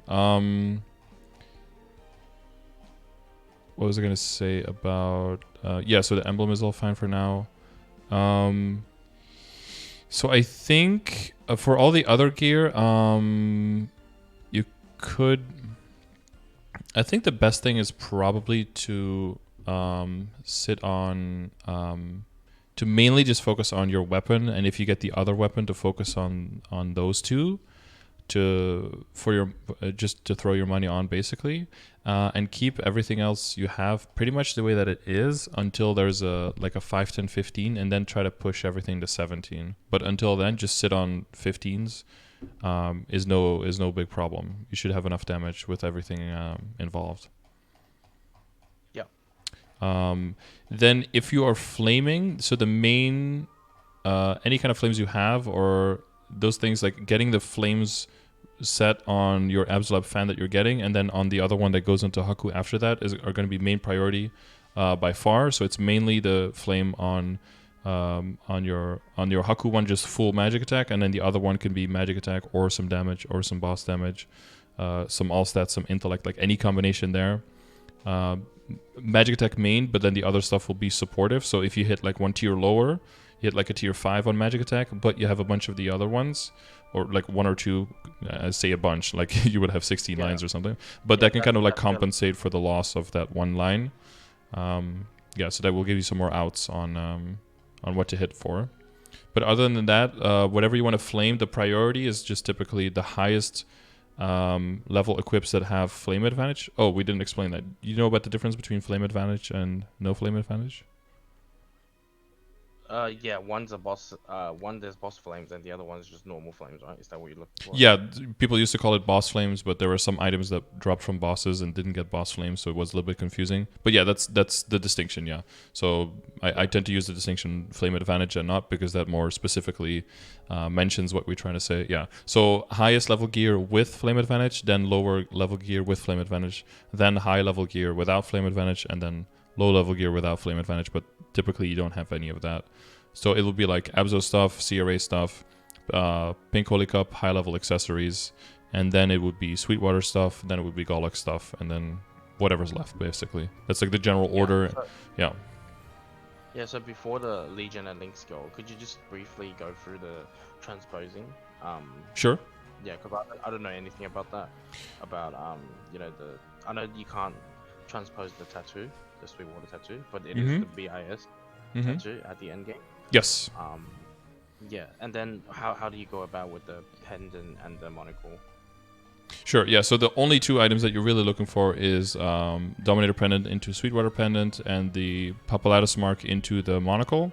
The Papulatus Mark is, at this point, extremely rare. I don't know if you've tried CPAP or killed CPAP. Probably not, right? Yeah, I've tried. I do it every week. Have you killed it? Yeah, I've killed it. Yeah. Okay. Good. Yeah.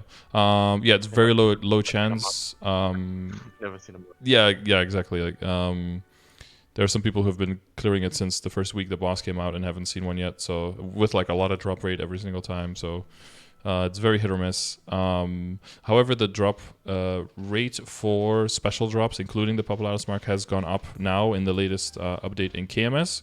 So it is possible that starting this winter that we will see a lot more of them, and it'll be more of a realistic update. But because the drop rate being that low, even going for like 17 stars on a monocle, at least 17 is like not something that is like, oh, that's a huge waste of money, because what if I get the Papulatus Mark? Because it's just not realistic to get it much faster than that. So you don't have to feel like it's a bad investment or anything to go for a 17 star or whatever you have in the eye accessory until you get a Papulatus Mark. So basically what you do when you transpose is you get the item to, you get your base item to 16 stars, because then when you transpose at 16, that's when you transfer more stats onto the target item. Basically what you do is some of the items in this extra Star Force get they get transferred onto the item itself rather than to the bonus stats. And at 16 is when it's most optimal, basically, because of, you know, number crunching that people did. Okay, so transposing from 16 Dominator into the Sweetwater Pendant. Yeah, and then the Dominator Pendant will come out as 15 stars, and then you can Star Force from there. And as long as you keep doing Commercy, and same thing for the Monocle, as long as you keep doing them and you have backup Dineros, then if it ever blows up, the stats get saved in a trace. I don't know if you've ever blown up an item. I have Penciliers mainly. Yeah. So then the trace can just transfer to a new item that has the same name, and then all of the stats just get transferred. So that's why we transpose as well. So it's partially because you get the extra bonus stats stuck onto the item.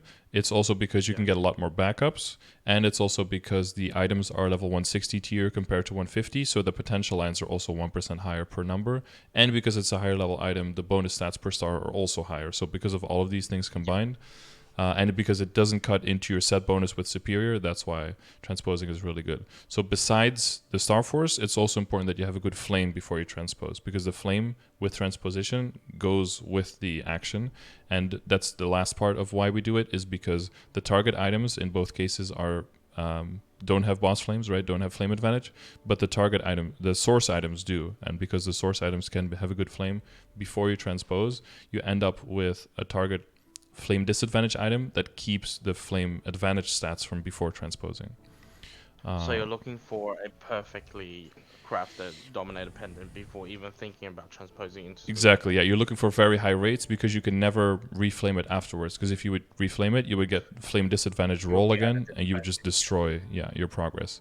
So typically and what about Sweetwater Earring? Sorry, yeah. Yeah, so the Sweetwater Earring is what we used to do before, because Gollux used to drop pendants and not earrings. But now because he drops earrings and not pendants, we switched which item we transpose in the set instead. So the Sweetwater Earrings is not part of the equation anymore, but instead we go for the pendant. Before we would go for double Superior Pendant and then the Sweetwater Earring, and now we go for one Sweetwater Pendant and one Sweetwater and one Superior Pendant, and then the Superior Earring instead. It's mainly because of backups. only counts. If you have one superior pendant, you already count it as the 4-set bonus. So that's why we don't need it. You can get, so it's mainly just because of the ease of getting backups. That's just mainly the thing. So what you can get now is to get a high Star Force. Before you couldn't really get a high Star Force superior. If you wanted to do that, you would have to either craft Meister rings or find Shaman earrings in Forsaken Excavation Site 2, or use your one-time reinforced earring and then transfer hammer that into superior, and that would be like the only way of getting a high Star Force superior without risking to blow it up. And then if you blew it up, you had no backups because of the Gollux change. I don't know if you know how Gollux changed, but before there was, you could only buy the items one time, and then if you blew them up, you were just gone forever. And now you can. It's not the case now, right? Now you can rebuy every week if you have enough coins, and the earrings also drop from the boss. But because different items drop, we shift. So if you ever see someone with a Sweetwater earring, it's because they made that a long time ago before the Gollux changes, basically. Okay, Yeah, so for both, you will be aimed for a flame score, typically between 105 and 115. So you could use the calculator to see how that number will roll out. So you aim very high. Yeah, you aim for very good outcomes. And for Kana, that means just a lot of intellect and percentage all stat. But since Kana also scales a little bit off of the MP and HP and magic attack, you have a lot of flames that can be decent. But yeah, you want to aim very high on that. Probably higher than what we would be willing to settle for on Absolab. Because it's going to be stuck on there forever, and you're never going to go back and reroll it. Yeah, it's a one-time thing. Yeah. Yeah, exactly. So that could be a very long project, right? Getting to the 16 star might be very easy, but getting that good flame, that might be something you only start doing once you have your whole set complete, everything at least 17 star and legendary, and 2 or 3 lined intellect before you even start thinking about adding this. Yeah, for sure. Yeah, that's great advice. Yep. Thanks. Yep. Okay. Yeah. So now just Link and Legion, man. Yep. I know nothing of the kind. Nothing. So what I have is !links. I can send you you can click it in the chat, or I can send it to you on Discord as well. Just send it to me if you can. There you go. And this is a grid that I made that has all of the classes in the game and has all of their stats. So it's a lot. If you look on the bottom, you can see like the increments on where the levels matter. So Legion has ranks B, A, S, double S, triple S at 60, 100, all of those. I do know about the ranks, the levels, and stuff like yeah, that. So I just don't know what to feed my Kana. Okay, yeah. So the general value of stats I put on the top row. So the yellow ones, then blue is mainly for bossing, green is specific or like specific situations, utility more. And then red is just like min-maxing your damage. So the most important things you're going to be looking at is the yellow and the blue are like the most important columns. And then the classes that give that to the biggest extent, and possibly a combination of the two, those are basically just shown in the first column. So those are not only the classes that are going to give the most value to a main that you have, but they're also going to give an insane amount of value to specifically your Legion, because if you have good foundations in your Legion, for example, a lot of critical rate, then every single character you start with high critical rate will therefore also have all of their critical damage apply, and will be able to kill faster and then level faster to then buff your main character faster. So sometimes it feels like you're taking a little bit of a detour because you're not taking whatever is the best for your Kana, but because you take what's best for your Legion, you'll end up getting to what's best for your Kana faster. So, yeah, okay. So in general, I would just follow the order on the first column. And yeah, so there might be some things that you skip, but I think we can check on a one-to-one basis. But you might... Did you make a Beast Tamer already during the event? Yes, I did. Okay, yeah. Good. It's at 71 ready for Umbra. Yeah.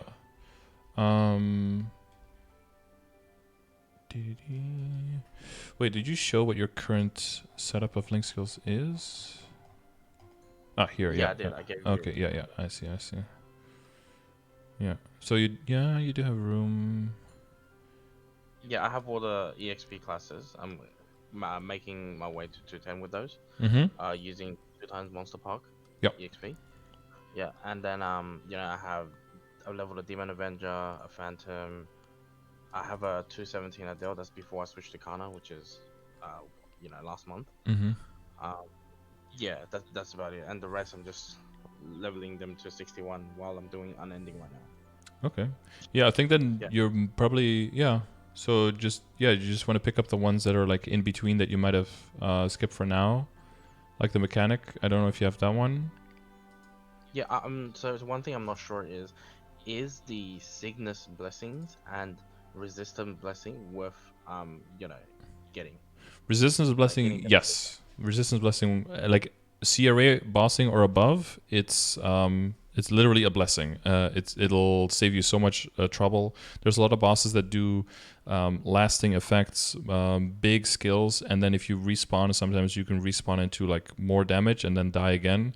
That'll just always take care of that, give you immunity to damage upon respawn. And you know about like which ones stack, which link skills stack with each other?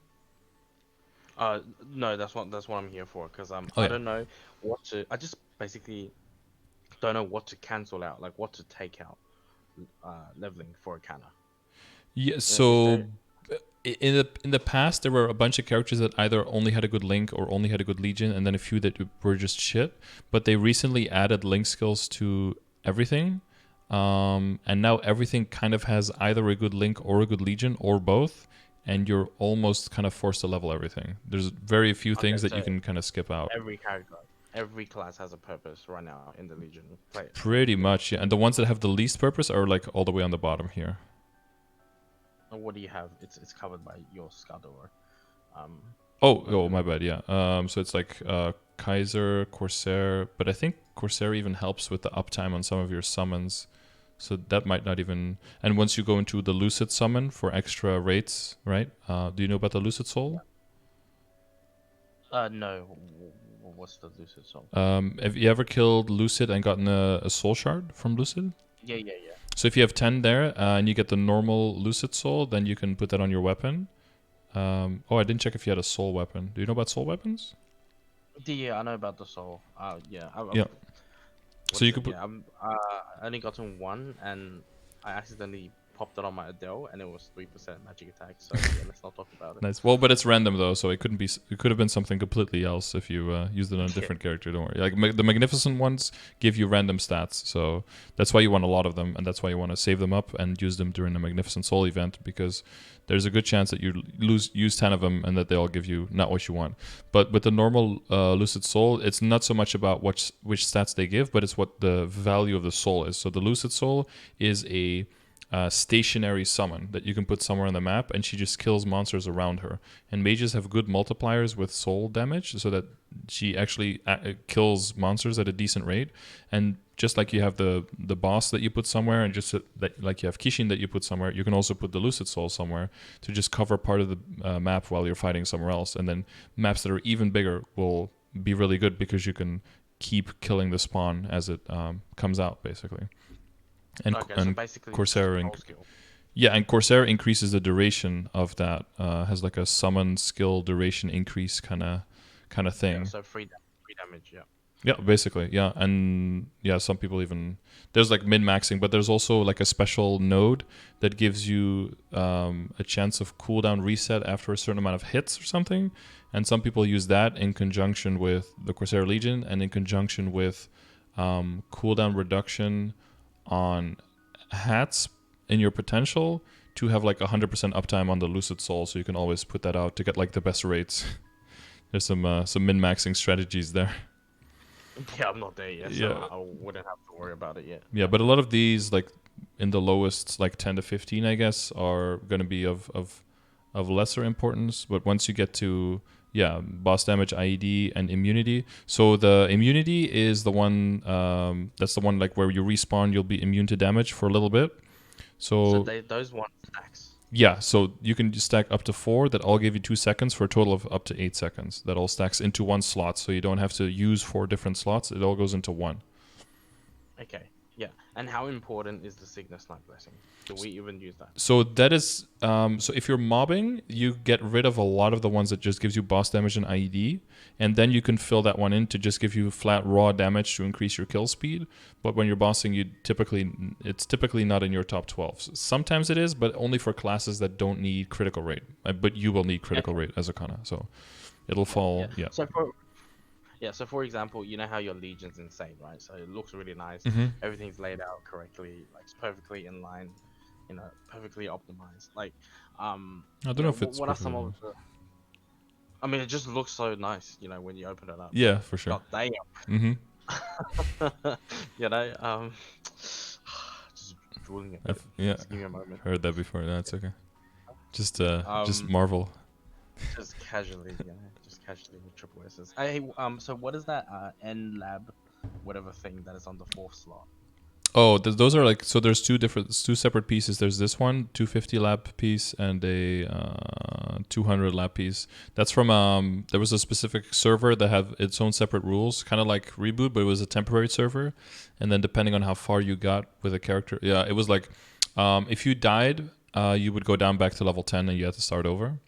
And the monsters would deal a lot of damage, so you'd have to work your way around getting a lot of defense and not killing too strong of monsters, because then if you died, you had to start over. And then depending on what level you reached, you would get these rewards, and you can use these like on top of the max. So these are like... So we can't get it. Not right now, no. Lab server has come back though in TMS, who originally had it the first time as well. So maybe lab server will come back at some point and give you the pieces again. So if you hear any kind of announcement of lab server, that's really good, because this one gives 35 weapon and magic attack, and then the other one gives I think 20. Yeah, so that's 55 weapon magic attack just for free on top of everything, plus the coverage of the pieces, which is like 9 pieces. Yeah, it's really good. Yeah. Okay, and so for Legion, how many total characters? Like, how does the calculation work for the Legion level?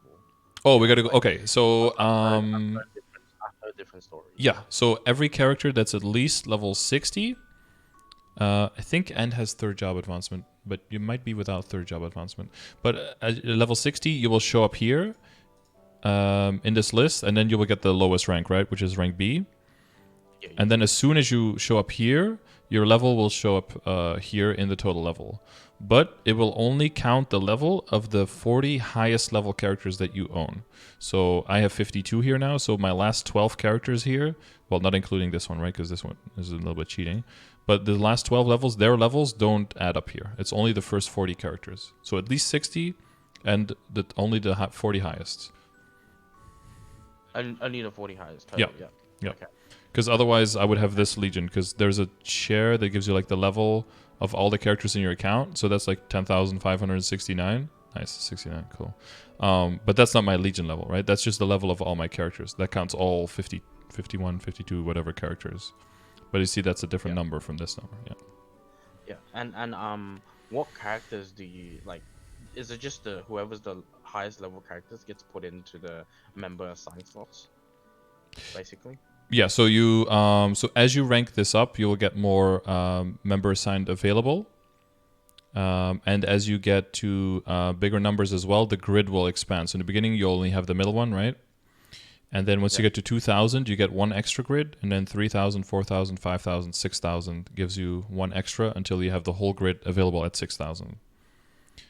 And then the more on the outer space you have available, the less important it becomes to fill out the middle, but the more important it becomes out, because these stats are way bigger, right? Like you get the boss damage, the critical damage, those are more important. And then depending on the level you're at, the amount of members you can assign goes up. And then what you're looking at, so the grid bonus, it doesn't matter what character you put in, but the member bonus, this one looks at what character you put in. So a lot of people are going to have the same characters in there. Like the first 20 characters for everyone are basically going to be the same. They're going to be the characters that give you so wait, I'm looking at the green numbers, right, for Legion buff. Yes, so if you look at the green numbers, so they're going to be like this one. It's going to be like the Beast Tamer. It's going to be like the Mercedes. It's going to be the Mechanic. It's going to be the Phantom. It's going to be the Marksman, the Night Lord for critical rate. It's going to be these 3. I don't know if you have these yet, but Hayato, Shade, and Jet. These give you critical damage. Yeah, I do. I leveled them. Yeah, they're ready. So those are always going to be in there for everyone. Wild Hunter most likely, Demon Avenger is always going to be in there, Kana is always going to be in there, Blaster is always going to be in there, and then aside from those that are basically the same for everyone, it's just mainly here whatever stat you need. So for you, it's going to be all of these characters, the ones that give you flat intellect. And then if you're a strength main, then it's going to be these characters. So once you get to the red part, that's kind of when the order and the focus starts shifting a little bit. But that's mainly when you're past the blue part. So that's when you're already like 35 characters in. So these are all still the most important. And then once you get here, and if you don't need the knockback resistance, but I think you do as a Kana, I do, yeah. it's kind of nice. Sure, so once you get to like number 37, that's when you can start like picking which ones you do and which don't. Which, interestingly, that's also the amount of people that you can put in once you hit 8K, which is pretty much like the level where almost everyone will stop, and that's like the 36 characters that you had. So you could technically train 36 of the same characters that you like that are very fast. You could train 36 Kanas and fill the whole board with Kanas. And then your grid bonus will look exactly the same, but your member bonus will just be one line of just, what is it, IED? What does Kana get? Oh, boss damage, right? Which is really bad, right? Yeah, then you're missing out on a huge amount of potential. Plus, if you ever train any other character, that's the only thing you would get. So the reason that the Legion can be so functional and be so flexible is if you want to switch to any other character. Like I have one for physical members and I have one for magical. So this one has mostly all of the mages in there. You see all of the blue blobs, right? All of the flat intellect ones. And in this one, I have more all of the red ones and the green ones that give attack and dex. So this is what I switch between. Yep. Okay. Which I can do because I have one of each.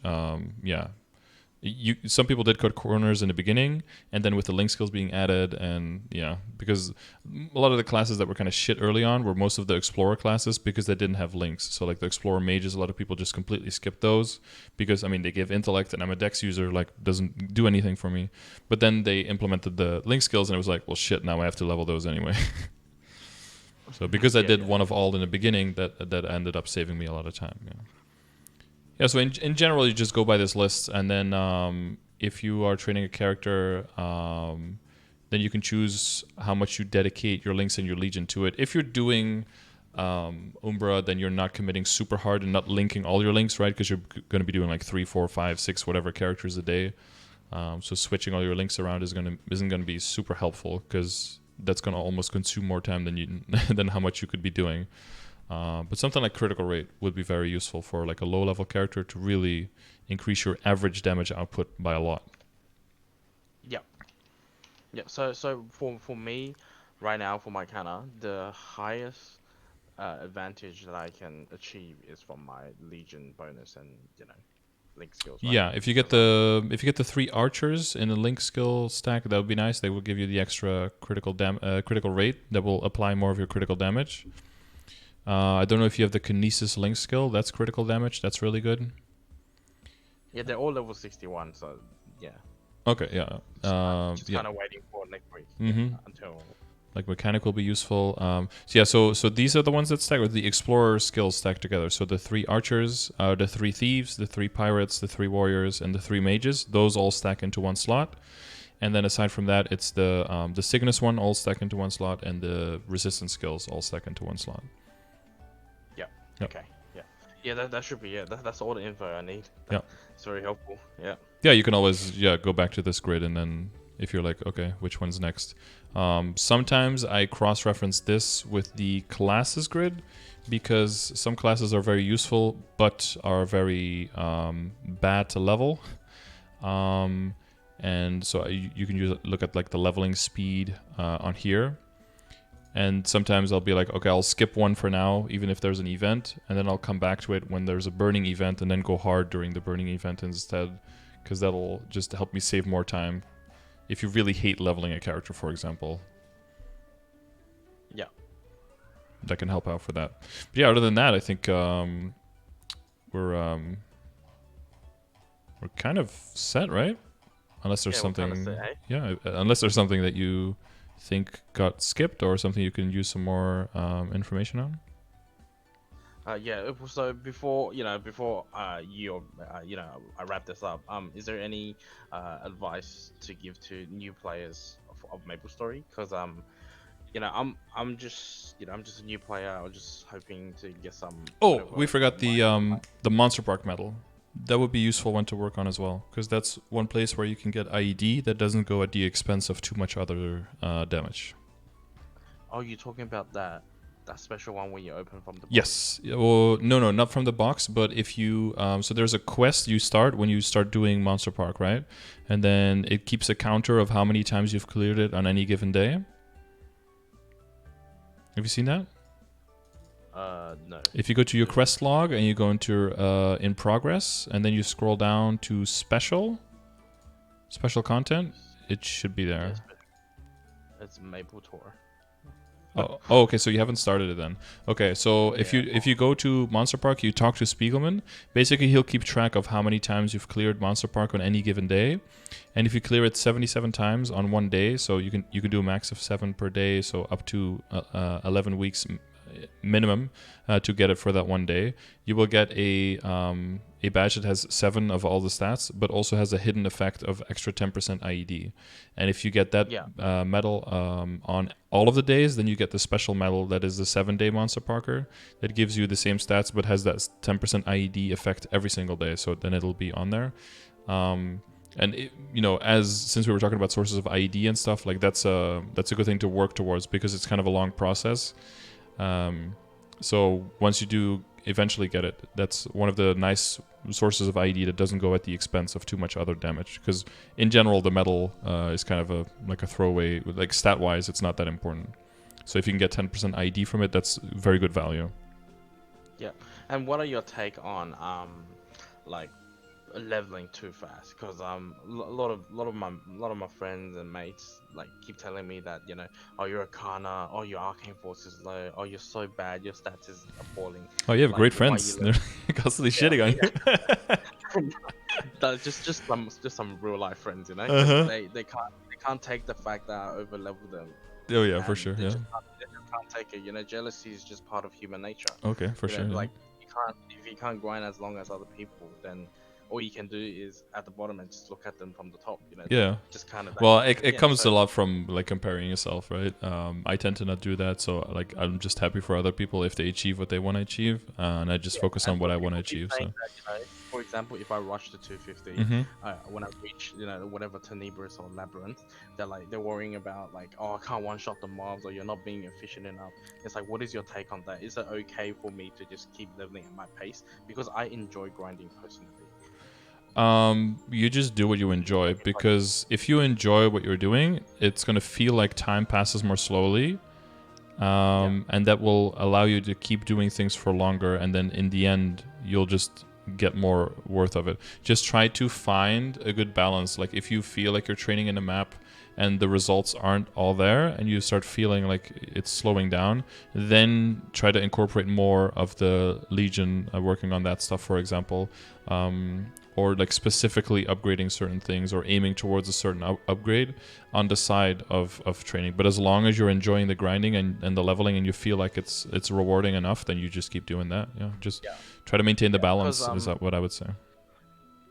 Yeah, so like when I first started, I've never one-shotted any monsters. Well, one-shot is kind of like a bad term.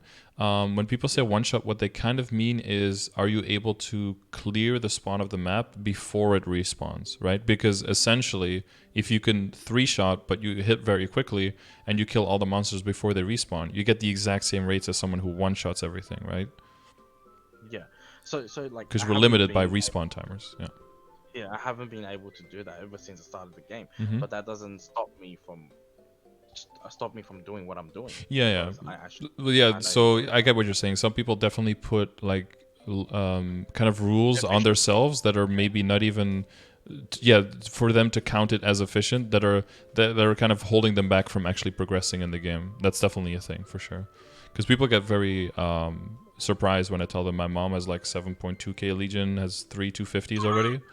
But that's because she just does what's fun for her, and she just does it, and she doesn't care about like how strong she is or what other people say or where she needs to go or what's going on. She just keeps playing, and as long as you keep putting in the hours and have fun, you'll get there. Yeah. Like Yeah, that's awesome, and like it's such a beautiful thing that even your parents are playing this game with you. Like, yeah, it's really good. Well, sometimes she I've never needs help, and with things that I've already explained a bunch of times, and it could be sometimes a bit frustrating. geez. But I'd rather have that than have a parent that doesn't even know how to turn on a computer. I think if those are my two options, Yeah. then For sure. Oh my god. yeah. I'm actually shocked by that. Wow. But a lot of people just like they will like sit and they will wait until they can one shot, and they will wait until there's an event, and wait until there's an MVP. And in the meantime, my mom is just like, at like 3% an hour, just like grinding, just like slowly working their way up, and she'll just get there before other people because she's not waiting for those optimal times and with like what does the meta say, and am I even allowed to train now? And like she just training in like the morass maps, like safe true fet and stuff. That's where she got to 250 on like 2 of her characters, like because there's 10 level 10 burn there, so she'll just go there instead of joining a pure guild, so you can wait 12 hours to get like 2 hours of CLP and then hold it for someone. Yeah. If you I hate contesting with maps and stuff. Yeah. Like I just want to do things at my own pace and go into the portals. Like Yeah, that's for what makes sure. it fun for me. So you asked for like general advice for like new players. I think traits and professions get a little bit overlooked, so I would look into that a little bit. But I have a command for both of those, like !mark traits and !mark professions, so you can read up on that. Professions. The other thing is, if you're like new, like actually don't know anything yet, I have !mark new to reboot with tips for new players. But a bunch of those you probably are already doing. The other thing is keep an eye on ! Mark resets. That has a list of like when things reset in the game, because a lot of things have different days where they reset, so that you know what the time zone is, what the time difference is with where you are, and when things need to be done at the last moment so you don't miss out. And the other thing is !Mark events, where I have an event calendar of all the ongoing events right now, so you don't miss out on things like when is a good sunny Sunday, so that you can mark your calendar with like, this day it's important that I do this thing so I don't miss out, or to know how much longer is the event going on, or the details of the event will always be linked in there to the patch notes, so you can keep on track. And whenever a new patch note is announced, it'll always be updated there, so you can always check the calendar there. Those are pretty important, because once you have kind of the priority of dailies and weeklies in the game that are set for you, the only thing that can really disrupt that is an event, because that can throw off the priority of what is really important, right? Yeah. So rules of thumb for new players is just come watch Scardor.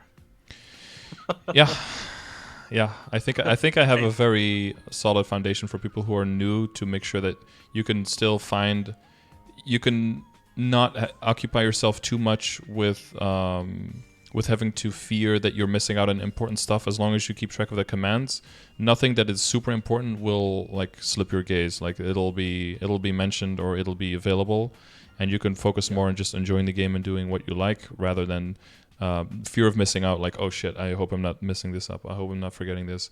And there's always going to be people available that you can ask, like, hey guys, can I throw this away, or should I keep this, right? In the beginning, you don't know what, my first 2 primal essences I got, I NPC'd them because it was 10 mil each, dude. That's a lot of money.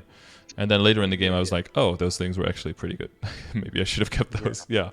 You see, that's why I, got to, like, even came into this stream and asked for a session with you, because like out of all the streamers that there are, you are the most like detailed, patient, and just or a new player will ever kind of need. And my guildies from Jigglypuff always recommended you, watch Scardor's stream, well, I could tell they've already given you a lot of good information too, because a lot of the stuff in the basics you already have them covered, so I didn't have to go super in depth with a lot of things, so that's good. Yeah, so my guildies from Jiggly are like, they keep telling me, it's like, oh, maybe you can get a session if you really are lost, or you just trying to like reconfirm everything that we told you, because you get a lot of infos and intels from all different sort of places, and every single one of them has different point of views and perspectives, and hence that's why I'm here asking for you to configure all of that together. Yeah, I hope you had some confirmations on some stuff and some extra information on things that you were we're still a little bit sketchy about. Yeah, that's great, man. Thank you, Scardor. I think that's all I need for today. Yeah. Okay. So, Well, best of luck on everything, and I hope you get your arcane power up so your friends will stop laughing at you. Okay. yeah, yeah, for sure, man. Shout out to you for this stream, man, and shout out to all my guildies and jigglies. I love you guys all, man. Yeah. Thank you keep very much, keep brother. jiggling. Keep jiggling there. Yeah, jiggle, yeah. Let's keep it PG, all right? Yeah. Okay. Okay. Have a good day, brother. All right. Have a good one. See ya. Bye. Yes. Right. Another good, satisfied customer. I think that was almost 2 hours, but that's good. So thank you for watching, everyone. And this is not for your Twitch. This is for YouTube. Okay. Thank you all the people over at YouTube watching. If you would also like a session like this one, or maybe completely different, make sure you check the information in the chat, in the description, or join me in the stream and come along. If you just have a few small questions, you can typically get them answered. But if you have a bunch of questions like this, it's much easier to do it as a session, and it'll go up on YouTube later as well, so you can rewatch it in case there's anything you missed. And yeah, follow me over on Twitch, and have a good one.